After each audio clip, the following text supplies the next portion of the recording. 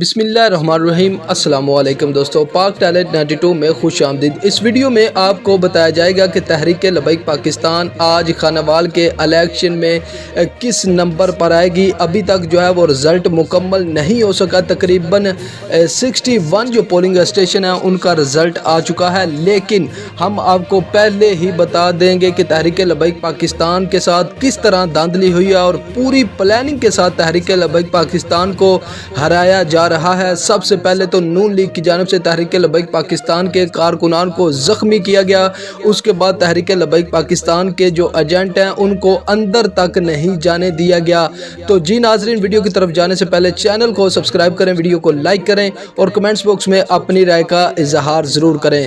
ناظرین، اس وقت خانیوال میں بدترین جو دھاندلی ہے وہ کی جا رہی ہے اور تحریک لببیک پاکستان کا وہاں پر بہت ہی زیادہ ووٹ بینک تھا۔